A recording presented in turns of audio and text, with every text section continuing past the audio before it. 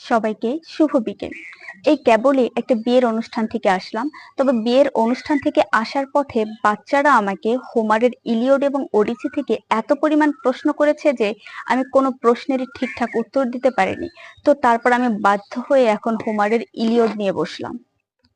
আপনারা আমার হাতে হোমারের ইলিয়ড বইটা দেখতে পাচ্ছেন। তো আমি খুব ছোটবেলায় হোমারের এই ইলিয়ড ও ওডিসির সহজ সংস্করণে পড়েছিলাম, যেটার ভাষান্তর করেছিলেন মোহাম্মদ নুরুল ইসলাম। এটা ছোটদের জন্য, ঠিক যেরকম ছোটদের স্বামী বিবেকানন্দ, ছোটদের রামায়ণ, ছোটদের মহাভারত লিখেছিলেন উপেন্দ্র কিশোর রায়চৌধুরী, ঠিক এই বইটাও এরকম ছোটদের জন্য খুবই সহজ, সুন্দর, সাবলীল গল্প আকারে লেখা আছে। ছোটদের জন্য একদমই পারফেক্ট এই বইটা। যারা বড় আছেন, বই পড়ার ধৈর্য নেই, বড় মোটা বই পড়ার ধৈর্য নেই, তারা হচ্ছে এই বইটা পড়ে দেখতে পারেন।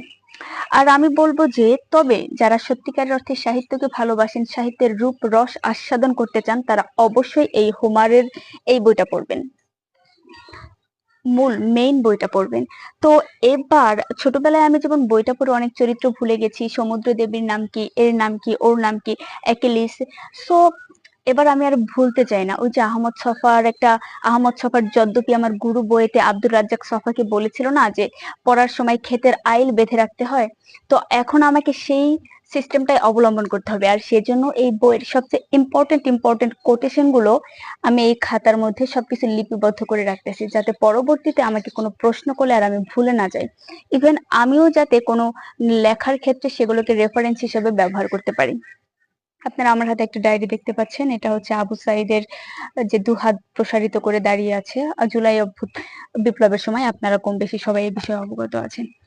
তো আমি মূলত বাসায় এসে সামনে আমার অনেক পরীক্ষা, বাসায় এসে পড়তেছিলাম যে শেক্সপিয়ারের রচনা সমগ্রটা একটু চোখ বুলাই, যাতে ক্যারেক্টার গুলোকে বেশ ভালোভাবে আমি মনে রাখতে পারি। তো বাসায় এসে শেক্সপিয়ারের রচনা সমগ্রের মধ্যে Romeo Juliet, taming of the shrew, the two gentlemen of Verona, Coriolanus, Titus Andronicus, এগুলো টুকটাক পড়া হলো।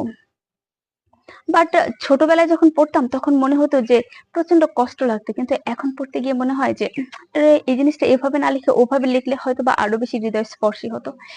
সে যাই হোক, তবে শেক্সপিয়ারের ট্র্যাজেডির মধ্যে অনেকে বলে যে রোমিও জুলিয়েট নাকি সবচেয়ে বেস্ট, বাট আমি প্রিফার করি যে হ্যামলেট হচ্ছে একদম হৃদয় স্পর্শ, যেটাকে মর্ম স্পর্শ করে আমার হ্যামলেট। তবে ট্রাইটাস অ্যান্ড্রোনিকাস অনেক বেশি মর্মান্তিক, বা ওথেলেও অনেক বেশি।